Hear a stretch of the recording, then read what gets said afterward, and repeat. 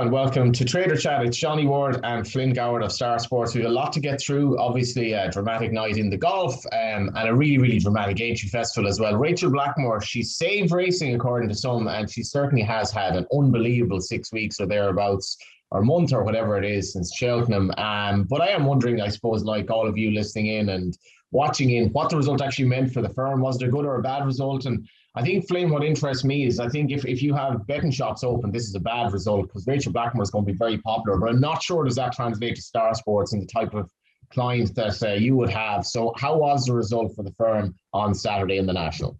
So in terms of the actual Grand National, it was a good result for us. We'll talk about the races leading up to the National. That's where the real damage was done for us. It was actually a poor entry festival, all in all for us. But we'll get onto the bets that were struck in the other races in just a moment. But in terms of the actual National itself, I thought that Manila Times was going to go off really short. Like you say, the real support behind Rachel Blackmore and that factor really having an impact. But I think that the shop closures probably did have an impact on that, and your real recreational punter wasn't going and having the bets. We did see a large number of bets for Manila Times, but the real money was for Cloth Cap.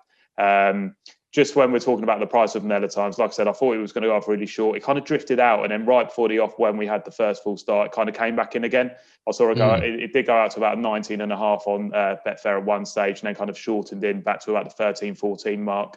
I'm not sure what the BSP was, but it will be around that type of mark. And obviously, the SP was 11-1 on Manila Times.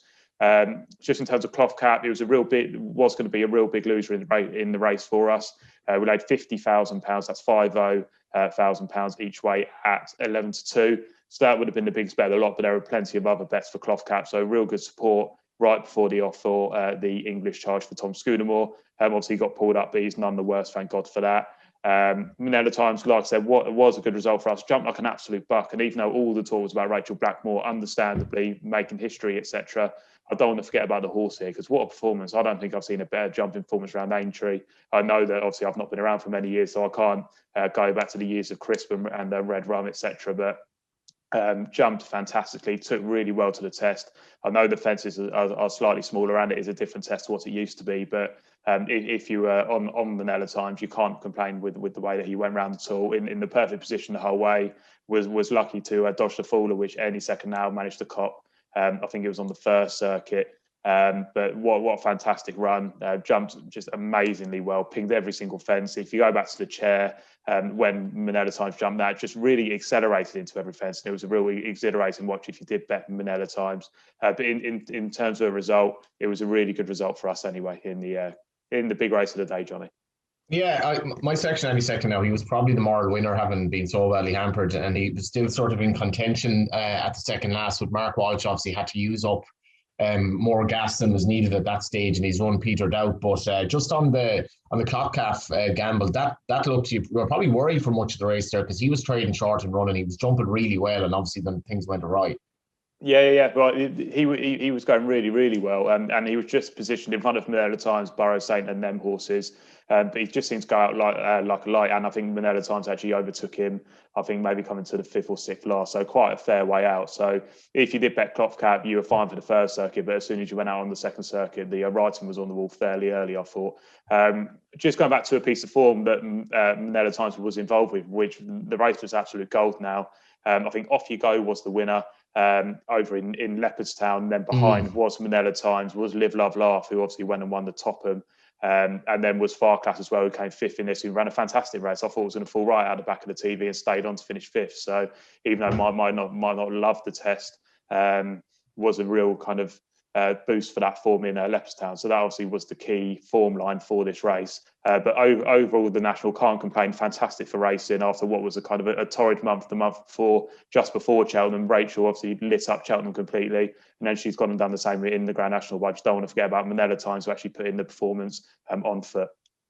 And Henry de Bromond as well. But I don't think we can understate the value this is to racing in terms of just the optics of what Rachel has done at Cheltenham, and been all over the Sunday papers front pages. Yesterday I think was massive, and racing has come through a trying time, but this was the lift that it needed, and we should all benefit from this effectively. Yeah, of course. I mean, front page on the newspapers, especially when we had the SA news about the Duke of Edinburgh as well. For it to be getting that type of coverage is just kind of fantastic. Fantastic for racing, and it was a great ride. And she just really is one of the best jockeys out there. Forget whether she's female or male. She is just one of the best, if not the best. I mean, if I'm going to bet a horse and Rachel Blackmore's on, I'm seeing that as a massive positive. I can't actually think of a jockey that I'd probably rather have on my horse than Rachel Blackmore, to be honest. So props to them, and what a great news story for Cheltenham, for racing, sorry. Yeah, interesting. You mentioned the old horses as well, Red Rum and all that, and there was a bit of a spat between Tony McCoy and Ruby Walsh in terms of comparing Tiger Roll to Red Rum, and I actually completely agree with McCoy in the sense that Tiger Roll wouldn't be mapped in those races. They were ridiculous jumping tests, and I think, in fairness to BHA, I think the welfare sort of changes to the race in many respects have just been good, because I think you're asking horses to jump fences that really were just dangerous in the old days, but it's a different race now. That's not to take away from Tiger Roll. I would have loved to have seen him in the race Saturday, but it is a different race now, and that's why maybe you can get a horse that can jump as well as Miller Times did. Yeah. I don't think that they're completely comparable, even though they're both winning Grand Nationals. They are completely different races, and I actually want to get your thoughts, Johnny. It might be a bit of a contentious one to ask you, but the article by David Jennings, which I'm sure that you've read, about AP McCoy and Ruby Walsh. What's your thoughts on that? Obviously, it was a very ballsy article to come out with, kind of comparing their punditry. What's your kind of thoughts on the ITV team and them two up against each other in terms of their class of punditry, I guess? Yeah, I did think it was a ballsy article. I don't know if I've ever even met Tony McCoy, to be honest. I think I may have met him very briefly once in the weighing room, but I would see him at the race course when the odd time he'd be in Ireland, but never really, I'd be in the parading with him, never really spoke to him at any length, whereas I'd know Ruby quite well. But I think it was a fairly ballsy thing of David to say. I hadn't actually seen all the coverage he was talking about because I hadn't been watching it all on ITV. So some of it was kind of news to me. But the point about him being stuck in the past a bit with Tiger Roll and still wanting to win titles, I thought that was a little bit unfair, because I would agree with McCoy. It's a completely different race now. Tiger Roll isn't able to jump very well in conventional races, full stop. He's really suited to the way the entry fences are and that test. But at the same time, I could kind of see where David James was coming from. I think Ruby is very good, but that little tetchiness between them that he alluded to just makes for great TV. So I think they've got I think they should be very happy with that team going forward. And if there is that kind of potential when you're watching these guys for something to kind of maybe rub one of them up the wrong way, it just makes for good TV, because too much sports coverage now is anodyne and very nice and so forth, but it doesn't quite have that on the ITV coverage. Yeah, of course, and I think that David Jennings was alluding to the Tiger Roll versus Red Rum piece, but then also in terms of actual analysis, and they were talking about Rachel Blackmore on Jason. That was very interesting. Yeah, of course, and the way that Ruby really gets you into the head of the jockey, etc. But surely from different types of pundits, you want different type of punditry. I'm not saying good and bad, but I'm just talking about different outlooks. And if they both provided exactly the same thing, then ITV wouldn't need both of them, would they? So exactly, and also it's the fact that this article isn't going to go unnoticed by either of them. So the other might say, well, do I need to kind of change the way I approach this? And do I because as jockeys they were rivals, but they will be rivals in anything that they take on, because that's the sort of driven men that they are. So how McCoy reacts to this, he may shrug his shoulders, or he may say, actually, maybe I need to up my game. Yeah, of course. Well, so look, it's certainly really interesting talking points on the track, and then obviously the people commenting on it off the track as well. That was the Grand National. I just want to spin through the other days, just in terms of trading for us. So quickly, just to go through Thursday, obviously when the Aintree meeting started, it was a good day for us all in all. The Manifesto Novices Chase was won by Protectorat. That was a level result. We laid Protectorat just at the off. The Shunter would have been the big loser just before that bet from on Protectorat. So a level result for us to kick off. Montmoral was the only loser in the juvenile hurdle. Adagio came there to win, but got the last all wrong. Clanders Oboe wasn't a great result in the bowl, but Waiting Patiently could have been even worse. And then the main money on Thursday, which is where we actually got in front, was in the Red Rum handicap chase. We laid 80,000 each way. That's 80 each way on Destrier, the Dan Skelton horse at 5-1, and then we laid 10 grand win only on the same horse. We got that one out of the boxes, which meant that we were going to have a winning first day, which was a really nice start, because obviously when we went back to Cheltenham, the Tuesday and the Wednesday were absolutely horrific. So it was good to get off to a good start on Thursday. Then moving on to Friday, this was just shocking stuff. It really was. Starting with the top novices hurdle, this was actually a good result. We laid 17.5 grand each way on Do Start at 9-4, amongst lots of other bets for the favourite there. He was actually fairly weak. He kind of opened up around like the 15 to 8, 2-1 mark and actually went off bigger. He was quite weak to back. And obviously got beat when Belfast Banter backed up his Cheltenham win. So a real positive start to us on Friday. But then it started to go wrong with Chantry House going in the Mildmay. Do you think Espoir de Rome would have won if he stood up? It's a very tough one to call. I think he was a bit out on his feet, but it's not like Chantry House was basically somewhat similar. I think on the betting just as I was kind of half looking at my phone and half looking at the rest. I think Chantry House was like it got out to about 5-2. I would have backed him at that, but at the same time, I think he was probably unlikely to win. So if that makes sense, I think he would have struggled, but I would have backed him at 5-2. Yeah. Well, I actually backed Espoir de Rome, and I thought it was quite tired. So it was really sick to watch, and obviously with laid Chantry House. So a bad result for me personally, and a bad result for the firm. But you are a man that can get over these minor inconveniences and just get on to the next race. Exactly, but then get the next race was not much better, unfortunately. In the Marsh Chase, if you were watching ITV, you would have seen Matt Chapman reported a bet which we laid, which was £195,000 on Fakir Derry at 2-1. We also laid a further 20 grand at twos, and then a further 10 grand at twos, and then which was really popular kind of across the board. Notebook was also popular. We laid a 10 grand at 9-2 there. So plenty of bets flying around in the Marsh, but Fakir Derry won very, very easily. And was a terrible result for us and left us way behind for the meeting. So we were miles behind after this race, Johnny. Great to get publicity like that as well. Yeah, of course. I mean, we'll always send these bets over to Matt Chapman and ITV, so I hope give a bit of colour to the ring, which obviously isn't in action, but any type of betting content that we can give ITV and be obviously broadcast, then we will. Moving on to the Topham, a real bad result here as well. We laid 10 grand each way on Live, Love, Laugh at 7-1. Wow. Won really well. Never let some doubt, really. Jumped fantastic for Patrick Mullins.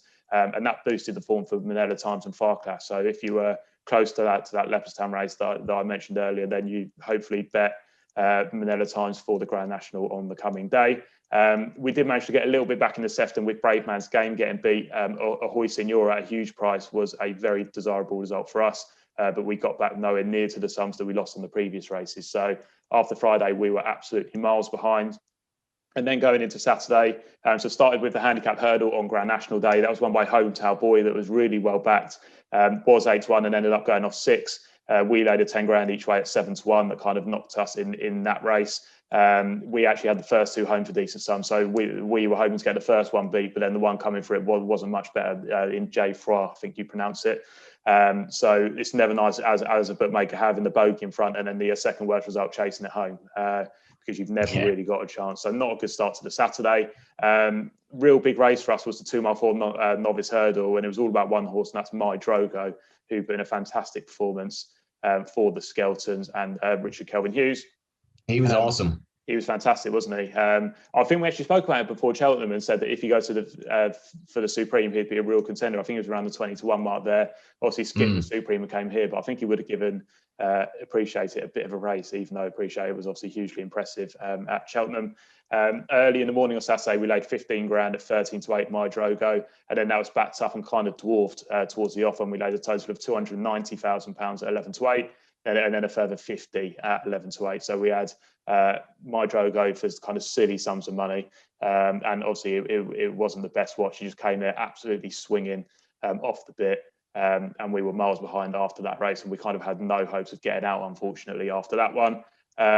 Things got pretty lively in the Stayers Hurdle with us. We led 195,000 on Paisley Park at 3-1 and 175 on Roxana at 4s. So I mean, I've never roared one home as much as I did with Time Hill, because if Roxana had got up, we would have been, I mean, so far behind on the week, and would have been like a real dent for us. So I've never roared one home like I roared home Time Hill, and a great ride from Tom O'Brien there. We recouped some of the losses on My Drogo, but again, in terms of the week, we still just weren't there. And then Happy Go Lucky was the 5th favourite to win on the day. And as you can guess, another bad result in the book. And we actually had a huge number of bets for Happy Go Lucky. People obviously who got their fingers burnt a little bit at Cheltenham when it came second, got beat by Vintage Crowds, obviously went in again on the Saturday of Aintree and managed to recoup their money there. And then it was onto the national, where Manila Times was a good result for us, but again, nowhere near the sums that we kind of saw previously. So that's just Aintree in a nutshell for you. A pretty poor few days, but I mean, a fantastic few days to watch and fantastic for racing. But in terms of us here at Star Sports, wasn't the best, Johnny. Yeah, as you mentioned that all the favourites had won going into the national on the Saturday. Does that matter then? So obviously you were mentioning Cockcalf was going to be a bad result anyway, but does that matter when you have favourite after favourite winning, in terms of people get these ideas of the Frankie Dettori 7-timer and all that? Like, are liabilities actually building up for firms? Like, maybe not for Star Sports, but obviously on the high street. There isn't that real Frankie factor of like favourites just shortening on the back of a favourite winning the race before, but there is certainly a factor of multiples building up. So that cloth cap liability was built up through multiples, etc. People being happy-go-lucky in a double, or my Drogo especially in a double with cloth cap, and bets like that, rather than just prices shortening artificially on the back of favourites winning. It's more to do with the fact that they're kind of being permed up in multiples and stuff like that, really. Yeah, Henry de Bromhead, just to mention as well, obviously winning the champion hurdle, winning the Gold Cup with a 1-2, having a 1-2 in the Grand National, winning the champion chase. It's absolutely bonkers. And fair play to the man. I think I texted him congratulations sometime on Saturday evening. I don't think he's even read the message yet. He's probably been so inundated. But, you know, these are great days. And there may be great days ahead for Bolshoi Ballet as well. That's pretty a bit of a stumble of a segue. This is my fancy for the Derby, and he's been shortened up for it after a nice performance in the Ballysacks.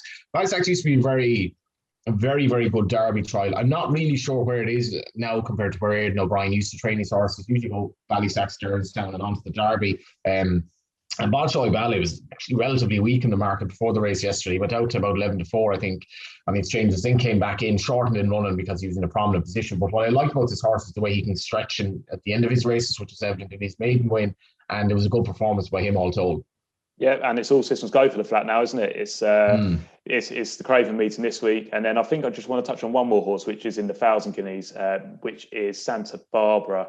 Kevin Blake did a stable tour for Aidan O'Brien. We saw some really interesting money for it at 10-1 a couple of weeks ago. This is an unbelievable gamble, like, because it's happened in the space of a few days for a once race maiden winner who's obviously just collapsed in price almost you could say based on an interview. Now obviously there's more to it than that, but this is sustained.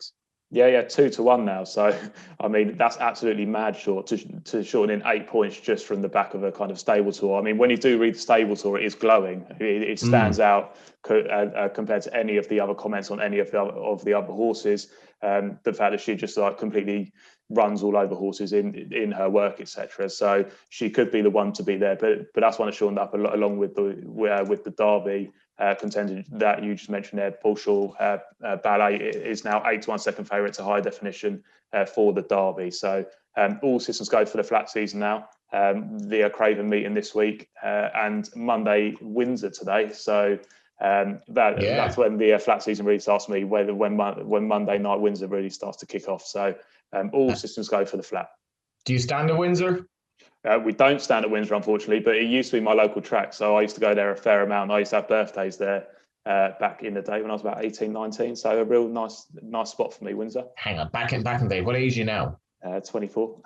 24. Back in the day, it was only 5 years ago. I mean, back when I was 18, 19, we're talking about a score of years ago. And actually, let's just get on to the golf. It's kind of depressing me now. Matsuyama, big result for Asian golf, obviously this one, breaking the mold somewhat. And when I last watched it, I think he was 4 or 5 clear or something like that, but it was a bit tighter in the end. Yeah, it was. He was never kind of in doubt. It got to a bit of a tight stage. I think Shoffley was 2 behind on 16. Shoffley was going to go first, and he just put it straight in the water and ended up making triple bogey. Matsuyama put it on the top shelf and then managed to 3-putt. So he actually bogeyed that one. But there was no one really that close to him. Zalatoris on the last made a par to stay at 9 under. And then Hideki just made a really comfortable bogey on the last. So it was never really in doubt for him. If there was any doubt at all, it was on 16. And Shoffley kind of put a complete stop to that when he made triple bogey. And so pretty comfortable for him, but huge for Japan. He looks like a really, really nice fella, Hideki Matsuyama. Fantastic ball striker. He's not normally been the greatest of putters, but he's put it together this week. And when the putting does come together for him, he's obviously going to win tournaments because he just strikes the ball so well. In terms of the books for us, in the anti-post book, he was the third worst loser, so not quite the worst, but he was the third worst. Fitzpatrick and Spieth would have been even worse. Spieth obviously ended up in the places, so we did our money on the place there. We laid Hideki fairly lumpy at 35-1 pre-tournament, which is why he was the third worst loser. In terms of the in-running book, we actually won on this book and managed to recoup some of the losses from the anti-post book. Mark Leishman would have been the big loser here, but he would have finished out of the in-running places. Justin Rose and Finau were also popular, and they finished outside the in-running places as well. So we managed to recoup some of the losses there. We've got the IBC Heritage this week, so golf continues to crack on. And that's obviously the first of the 4 majors this year. And then we've obviously got the Ryder Cup towards the end of the year. So a lot going on in golf at the moment. It was a really good tournament to watch. But hopefully when we start to watch golf towards the back end of the year, we'll get a course full of fans, which would be nice to see as well. Indeed, yeah. Interesting weekend on the football front as well. Obviously, Liverpool coming from behind to beat Villa. I suppose the most notable result was Spurs again surrendering a lead against Man United. And how was the betting on this game? Because I actually was out yesterday, didn't really take much notice. But I think I spoke with Adam last week. I just don't fancy Spurs at all at the moment. I just don't rate them. But what was the betting like before kickoff? Well, Man United were by far the most popular. They were actually the worst result for us probably of the weekend in terms of the Premier League games. Spurs looked really, really poor. They looked completely lost. We'll get on to Harry Kane in just a second. But yes, Spurs are really, really poor. Not sure where they're really going to finish. I'm just going to see if I can get the top 4 betting up here.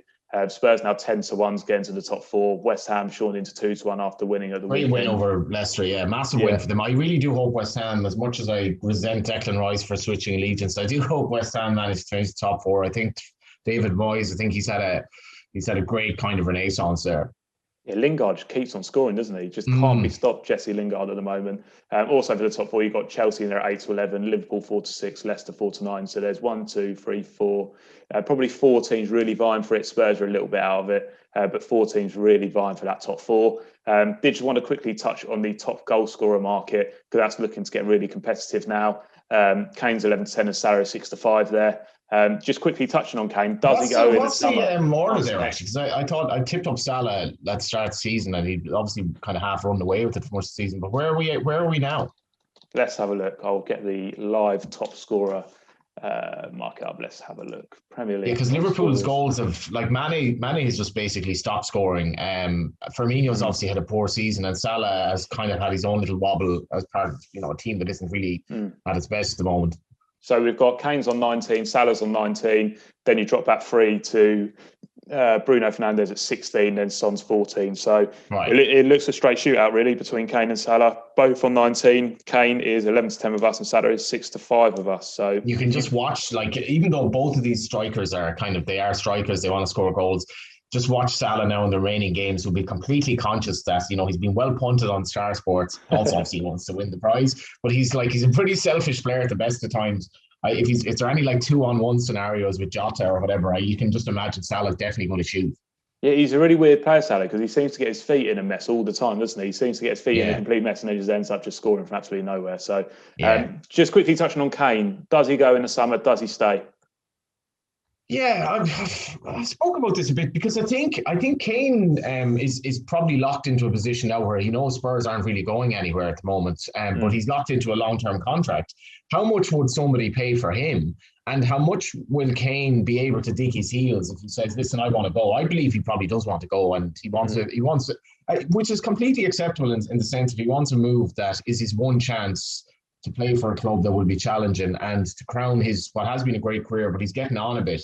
So imagine, like, it's completely fair, as much as he's negotiated a great contract, it's very fair that he wants to move to a different club. But if Spurs don't want him to go, then you're in a situation of who's going to pay the requisite money that Spurs will ask for a player who is getting on a little bit, and then will Kane dig his heels? I don't know how this is going to end up, to be honest, and what role does Mourinho play, because I haven't rated Mourinho at Spurs. I thought it was a bad appointment. I just think he's not really, evolved with the game like other coaches. I think they made a mistake there. But at the moment, I presume Kane is probably pretty pissed off. Yeah. I would be of the same ilk. I think he definitely goes. It's just purely, can someone afford him? Does he go And this is City? the thing Does he as go well. The United? clubs don't necessarily have money now, so like they're obviously with the pandemic, a lot of clubs will not be spending the money that they would have back in the day. Yeah. I was speaking to our head of football yesterday, and he thinks that Kane obviously wants to stay to try and break Shearer's record. So if you're looking whether he's going to go abroad or stay over here, I think his preference will definitely be to stay over here. It's just whether someone can afford him. So that's definitely going to be a talking point. And just while we're on Kane, I think we need to talk about the England Euro 2020 squad. The 23-man squad. We've got this priced up on site to make the squad. We've got it split up into goalkeepers, defenders, midfielders, and forwards. I'm just going to read out a few which are kind of on the brink. Or whether they'll go or not in terms of their odds. Side forwards is pretty set. Ollie Watkins would be 2-1 there, so he would be the one if there would be an injury to the other who may get into the squad in terms of the forwards. In terms of the midfielders, you've got Maddison at 4-6, Saka at 4-7, James Ward-Prowse at 11-10. Lingard's now 2-on after his performances. So if you fancy one of them to go, you've got odds there.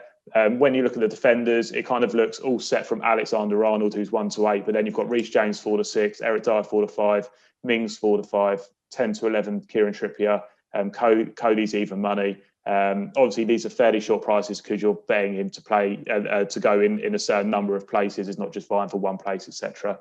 And then in terms of the goalkeepers, it's just pretty set, to be honest, 50 on, 20 on, and 20 on. So if you fancy one of the players who's been playing well recently to go to the Euros, we've got betting on it on site there.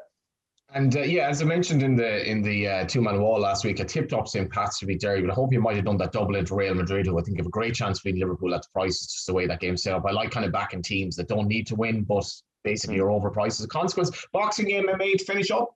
Yeah, so boxing MMA. So Conor Benn was fighting at the weekend. He knocked out Samuel Vargas. Ben was short as 1-14 with us, but we actually saw a little bit of money for Vargas at 6-1. So a decent result for us there. It looks like AJ versus Fury might be confirmed this week. They were looking at putting in offers for the actual destination and location of the fight. We've got betting on site for that. We've got 4-7 Fury, 22-1 the draw, and 13-8 AJ.